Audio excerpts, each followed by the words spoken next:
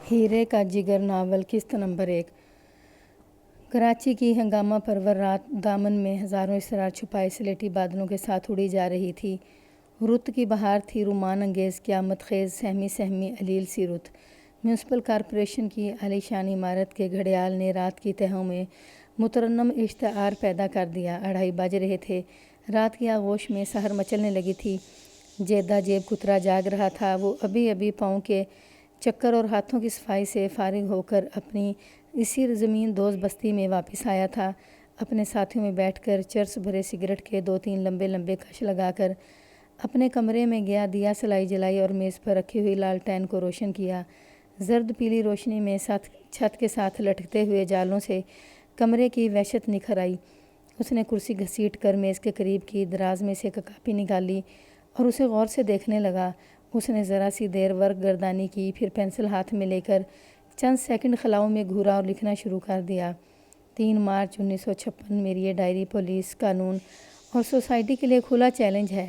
Society مجھے ہتھکڑیاں لگا لے، یہ ڈائری قبضے میں لے لے اور میرے خلاف ڈکیتی، سرقہ، جیب تراشی، قتل، اغوا اور پردہ فروشی کے مقدمات چلائے، یہ تمام مقدمات خارج ہوئیں گے۔ کیوں؟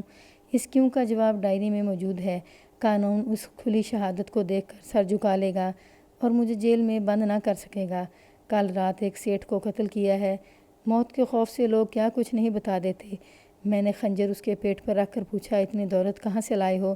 اس نے کہا، مہاجرین کے لیے کوارٹر تعمیر کرنے کا ٹھیکہ ملا تھا۔ میں نے پوچھا، کوارٹر کہاں ہے؟ کہنے لگا، سکیم ابھی میرے دماغ میں ہے، پیسے وصول کر لیے ہیں۔ دولت تجوری میں، کوارٹر دماغ میں، مہاجرین مٹی کی جھونپڑی میں اور جھونپڑیاں بارش کے گھٹنے پانی میں۔ کس قدر بھلا منظر تھا! خون کے قطرے سبز قالین میں آہستہ آہستہ جذب ہو رہے تھے۔ اس کی رگوں میں سے خون نکلتا جا رہا تھا اور یہ خون جیسے میری رگوں میں داخل ہو رہا تھا۔ مجھے انسانوں کے ساتھ ہمدردی نہیں، ورنہ یہ دولت مہاجروں میں تقسیم کر دیتا۔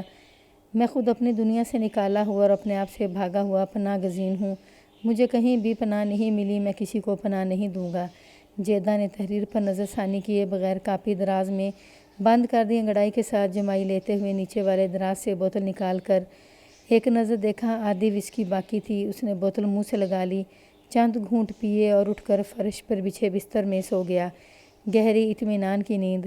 اس کی آنکھ کھلی تو دوسری رات کا اندھیرا گہرا ہو رہا تھا۔ جیدہ کے پاؤں کا چکر زمین اور آسمان کی گردش سے کہیں زیادہ تیز تھا۔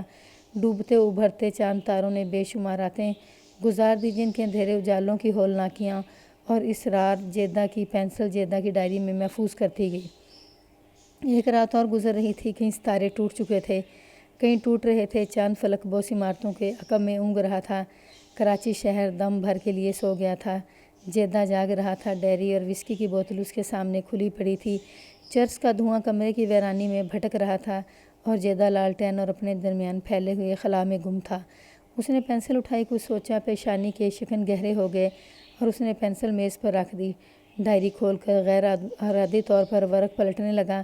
وہ کسی صفحے پر رک جاتا، ذرا سا پڑھتا اور ورق الٹ کر کسی اور صفحے پر رک جاتا۔ اس کی نگاہوں میں ایسا تاثر تھا جیسے کوئی انسان کسی آسیب زدہ ویران گھر میں جھانک رہا ہو۔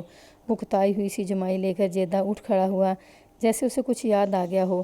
وہ کرسی پر بیٹھ گیا، ڈائری بند کر کے دراز میں رکھ دی اور کچھ سوچنے لگا۔ اس نے آنکھوں کو یوں سکیڑا جیسے گزرے ہوئے ماہ و سال میں بہت دور جھانک رہا ہو اور گزری ہوئی عمر کے ریگزار میں بکھرے ہوئے لمحات چن رہا ہو۔ وہ 5 دفعہ جیل ہو آیا تھا، 3 دفعہ تشکیل پاکستان سے پہلے ہندوستان میں اور 2 بار پاکستان میں بھی۔ کبھی 6 ماہ کے لیے، کبھی 1 سال کے لیے اور آخری بار اسے 9 سال قید کی سزا ملی تھی، مگر اپیل میں بری ہو گیا تھا۔ ڈکیتی کا یہ کیس ثابت نہیں ہو سکا تھا۔ اس سے پہلے اسے سزائے موت بھی مل چکی تھی، لیکن وہ ہائی کورٹ میں ختم ہو گئی تھی۔ اسے شک کا فائدہ دے کر بری کر دیا گیا تھا اور وہ 2 انسانوں کا خون کراچی کی نم آلود فضا میں گم ہو گیا تھا۔ جیدہ کراچی کی جرائم پیشہ مخلوق کا نامی گرامی استاد تھا۔ گزشتہ 25 برس سے وہ قانون، ہتھ کڑیوں اور انسانوں کے خون سے کھیل رہا تھا۔ پاکستان بنتے ہی وہ بمبئی سے کراچی آ گیا تھا اور اس نے یہاں اڈہ قائم کر لیا تھا۔ 2-3 ہی سال میں اس نے یہاں کے 5-6 جیب تراش اور کفل شکن خرید لیے اور 10-12 نوعمر لڑکے مختلف جرائم کے لیے تیار کر لیے تھے۔ کراچی کی آبادی نہایت تیزی سے بڑھ رہی تھی۔ اس کے ساتھ ہی چور چکوں میں بھی اضافہ ہو رہا تھا، مگر ان کی سرگرمیاں غیر منتظم تھیں۔ وہ ایک دوسرے کو بھی اکثر دھوکہ دیتے رہتے تھے۔ یہ جیدہ تھا جس نے 4-5 ماسٹر گنڈوں کو جمع کر کے کراچی کو حصوں میں تقسیم کیا اور وہ جرائم پیشہ لوگوں کے لیے قواعد و ضوابط بنا دیے اور ایسی فضا پیدا کر دی کہ وہ ایک دوسرے کا پورا احترام کرنے لگے۔ پھر ان کے گرد پھیلتی ہوئی کراچی میں خوف و ہراس بن کے پھیلتے چلے گیا اور کراچی بمبئی بن گیا۔ جیدہ ہر جرم میں ماہر تھا لیکن جیب تراشی میں اس کا جواب نہیں تھا۔ بڑے بڑے استاد اس کے ہاتھ کی صفائی سیکھنے آتے تھے۔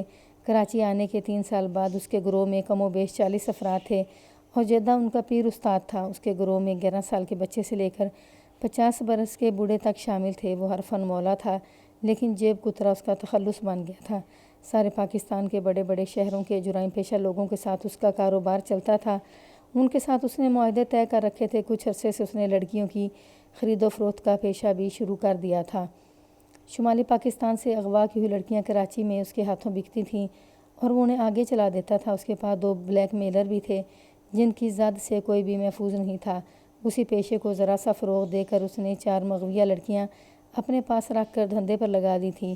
بستے رستے گھر سے 15-16 برس کی لڑکی کو اغوا کرنا اور اسے بازار حسن کی زینت بنا دینا آسان کام نہیں تھا، لیکن جیدہ کے پاس کچھ ایسے بے ضرر طریقے تھے کہ وہ شریف گھرانوں کی دوشیزاؤں کو زیادہ سے زیادہ 3 ماہ کے عرصے میں نپیر روڈ کے کسی کوٹھے پر بٹھا دیتا تھا۔ اگر کوئی لڑکی جیدہ کی راہ پر نہ آئے تو اس کے پاس اور بھی بے ضرر طریقے تھے، خنجر اور پستول۔ ان 4 لڑکیوں کے لیے ان دونوں چیزوں کو استعمال کرنے کی ضرورت محسوس نہیں ہوئی تھی۔ اس کے دونوں بلیک میلر ایسی لڑکیوں کو راہ پر لانے کے بہت سے گر جانتے تھے اور اکثر زمین ہموار کر لیا کرتے تھے۔ اس کے علاوہ جیدہ کی شخصیت میں کچھ ایسا سحر اور جلال تھا جس کے سامنے 4 لڑکیوں کی تندی اور تیزی پہلے ہی روز ختم ہو گئی تھی اور 4 اس کے ہاتھ یکے بعد دیگرے 6-6 7-7 ماہ کے وقفے سے آئی تھی۔ پہلے روز تو ان میں سے ہر ایک نے مرنے مارنے پر تلی ہوئی تھی، ذبح کر دو، گولی سے اڑا دو، عصمت نہیں بیچوں گی۔ چند دنوں کے بعد ہی ان کا یہ حال تھا جیسے انہیں اس شخص کے ساتھ محبت ہو گئی ہے۔ اس لیے نہیں کہ جیدہ خوبرو نوجوان تھا بلکہ اس لیے کہ اس کی راہ گم کردہ شخصیت میں کچھ ایسا اثر تھا، ایسا سحر کہ لڑکیاں بے بس ہو جاتی تھیں۔ بالی ان سب سے زیادہ اکھڑ تھی۔ اسے جیدہ کا ایک بلیک میلر راولپنڈی سے لایا تھا جو 1 لاکھ پتی کو بلیک میل کرنے وہاں گیا تھا۔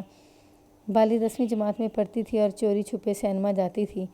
اس بلیک میلر کی نظر بالی پر پڑی تو اس نے اسے دامِ محبت میں الجھایا اور اسے کراچی لے آیا۔ بالی کراچی میں پہنچی تو اس کا محبوب کراچی کی اندھی گلیوں میں گم ہو گیا۔ اس کی جگہ ماہرین فن نے لے لی جنہوں نے بالی کو بے سوائی کی راہ پر ڈالنے کے سب جتن کیے، لیکن وہ اس کی راہ پر نہ آئی۔ جیدہ کو علم ہوا تو اس نے اس کے جسم کو ہاتھ لگائے بغیر باتوں ہی باتوں میں اسے یوں رام کر لیا کہ لڑکی محسوس ہی نہ کر سکی کہ اس نے اپنے جسم کو ہر رات بیچنا شروع کر دیا ہے۔ بالی نے کئی بار جیدہ سے رو رو کر کہا، میں نے تو اپنے آپ کو تمہارے لیے بیچ دیا ہے، کبھی تو کہہ دو کہ بالی میں تجھے چاہتا ہوں، آ جاؤ، میرے قریب آ جاؤ۔ جیدہ نے اس کا دل رکھ لیا لیکن ذرا دور رہ کر۔ وہ محبت کرنا نہیں جانتا تھا۔ اس کی دنیا میں محبت ایک بے معنی لفظ تھا۔ اس کا کردار نفرت، تشدد، اذیت سے عبارت تھا۔ وہ ڈاکو تھا، دولت لوٹتا تھا لیکن اسے دولت سے بھی محبت نہ تھی۔ جیب کاٹی یا چوری کی اور مال اپنی نظروں سے بھی اوجھل کر دیا جیسے کسی نے کسی سے کوئی چیز چھین کر پھینک دی ہو۔ اس کی عمر 32 برس تھی۔ چہرے پر حقارت اور بربریت کا تاثر، آنکھوں میں ایک تلاش اور تجسس، پلکوں تلے ایک چمک سی تھی جس میں ایک حد تک جاذبیت تھی اور اس جاذبیت میں تشنگی کے آثار بھی ملتے تھے۔ خد و خال کا مجموعہ تاثر اداس تھا۔ ذرا قریب سے دیکھو، اداسیوں کے سے گھنے سائے میں معصومیت کا بھی شک ہوتا تھا اور چہرے کی ان کیفیتوں نے اسے ایسا روپ دیا تھا کہ دیکھنے والے اسے عام سا آدمی سمجھ کر نظر انداز نہیں کر سکتے تھے۔ عورتوں کے لیے اس میں کوئی اور ہی کشش تھی۔ اس کے ہونٹ مسکراہٹ سے محروم تھے۔ یہ ہونٹ اگر کبھی مسکراتے تھے تو یہ مسکراہٹ طنز اور زہر خند سے بھری ہوئی ہوتی تھی۔ اس کے پاؤں میں چکر اور ہاتھوں میں بے چینی تھی، جسم پھرتیلا اور بازو میں قوت، خنجر بازی اور ہاتھوں میں وہ پستول چلانے میں وہ ماہر تھا۔ خالی ہاتھ خوب لڑتا تھا۔ عام چوروں کی طرح وہ زبان کا کچا نہیں تھا، بولتا کم تھا۔ جب بولتا تھا تو بر موقع اور برجستہ بولتا تھا۔ اس کے بولنے کا انداز کچھ ایسا تھا جیسے وہ اس کوشش میں ہے کہ کوئی لفظ بے اثر نہ ہو جائے، پستول کی گولی کی طرح کام کرے۔ اس کی زبان اور افعال میں ہم آہنگی تھی، جو کہتا تھا وہ کر کے دکھاتا تھا اور جو نہ کر سکے اس کے متعلق بات ہی نہیں کرتا تھا۔ اسے نیکی کے نام سے جیسے نفرت تھی اور وہ اپنی اس نفرت کا اظہار وہ ایک ایسی مسکراہٹ سے کرتا تھا جو طنز اور ذیت پرستی سے بھرپور ہوتی تھی۔ زمین دوست دنیا والے اسے جیدہ جیب کترا کے نام سے یاد کرتے تھے، لیکن وہ عام قسم کے جیب کتروں اور چور و چکوں سے مختلف تھا۔ اس کے ساتھیوں کا تو یہ حال تھا، اور ہر چور کا یہی حال ہوتا ہے کہ اٹھتے بیٹھتے سوتے جاگتے جرم و گناہ کے خیالات اور نت نئے ارادوں کو سینے سے چپکائے رکھتے تھے۔ لوٹ مار کی جیب کاٹی، کہیں ایک آدھ تالا توڑا، چند روز عیاشی کی اور نئے شکار کی دھن میں لگ گئے، لیکن جیدہ مختلف قسم کا مجرم تھا۔ وہ واردات کر کے بھولتا نہیں تھا، اور نہ ہی امیروں کو لوٹ کر غریبوں کی امداد کرنے والا روایتی ڈاکو تھا۔ اس کے جسم میں ایسی قوت تھی کہ اسے جاننے والے اس کے منہ آنے سے ڈرتے تھے۔ کم لوگ اس حقیقت سے واقف تھے کہ اس کی یہ قوت محض جسمانی نہیں، وہ خود بھی اس حقیقت سے واقف نہیں تھا۔ وہ اتنا ہی جانتا تھا کہ اس کے سینے میں آگ لگی ہوئی ہے جو صرف خون اور آنسوؤں سے ٹھنڈی ہوتی ہے، مگر وہ بھی ذرا سی دیر کے لیے۔ کسی کو قتل کر دینے سے اسے ایک گناہ قرار ملتا تھا، کسی کے پاس روپیہ پیسہ دیکھ کر چھین لینے سے اسے مزہ آتا تھا۔ ایسی روحانی لذت حاصل ہوتی تھی کہ اس کی رگ رگ آسودہ ہو جاتی تھی۔ اس نے اپنے آپ کو کبھی طاقتور نہ سمجھا تھا، اپنے آپ کو کبھی انسان بھی نہیں سمجھا تھا۔ مدت گزری، شاید 20-25 برس، یا اس سے پہلے کی بات ہے کہ اس نے انسانیت کے ساتھ اپنا رشتہ کسی جیب کی طرح کاٹ کر پھینک دیا تھا۔ اس نے اپنی ذات کی زنجیریں توڑ ڈالی تھیں اور وہ آزاد ہو گیا تھا، مگر انسان ہزار کوشش کرے وہ انسانیت سے رشتہ نہیں توڑ سکتا۔ اپنی ذات کی زنجیریں توڑ دینے کے باوجود اپنا قیدی رہتا ہے۔ جیدہ کی یہ کیفیت اس کی ڈائری کے ہر ورق پر نظر آتی تھی۔ انسانی نفسیات کے کچھ اصول ہوتے ہیں جو ہم بدل نہیں سکتے، یہ اٹل ہیں، کوئی انسان ان سے بھاگ نہیں سکتا، اس سے منحرف نہیں ہو سکتا۔ شعوری طور پر بعض انسان سمجھتے ہیں کہ انہوں نے نفسیات کے اصولوں کو توڑ دیا ہے، لیکن یہ اصول انسان کے ذہن لاشعور پر قابض ہوتے ہیں اور اسے وہ اپنے تابع رکھتے ہیں۔ اپنی ڈائری کے ایک اور ورق پر جیدہ اپنے کسی جرم کی مختصر سی روایت یوں لکھتا ہے جیسے وہ ہلاکو ہو، ہلٹر ہو اور ساری دنیا کو اپنے پاؤں کے نیچے سمجھتا ہو، مگر اسی ڈائری میں اس کی نفسیاتی کمزوریاں اور محرومیاں بھی نظر آتی ہیں۔ ڈائری کے بعض ورق سے پتہ چلتا ہے جیسے کسی نامی گرامی قانون شکن کی نہیں، کسی بچے کی تحریر ہو جو بھٹک کر گھر کا راستہ بھول گیا ہے۔ یہ بچہ رو رہا ہے اور اس انسان کی تلاش میں ہے جو آئے اور اس کے آنسو پونچھے۔ جیدہ اپنی قوت سے نہیں، اپنی کمزوری سے آگاہ تھا۔ جیدہ کی باقاعدہ تعلیم حروف شناسی تک ہی تھی، لیکن اس کا خاصا مطالعہ تھا۔ جرائم پیشہ زندگی میں مصروف رہتے ہوئے اس نے انگریزی اور عربی پڑھ لی تھی۔ جرائم سے متعلق لٹریچر اس کا محبوب موضوع تھا۔ آج کی رات جیدہ نے ڈائری کھولی، کہیں سے پڑھ کر اکتاہٹ سے دراز میں بند کر دی اور کچھ سوچنے بیٹھ گیا۔ شام اسے ساتھیوں نے کہا تھا، ناز نہیں مانتی، تم ہی کچھ کرو استاد۔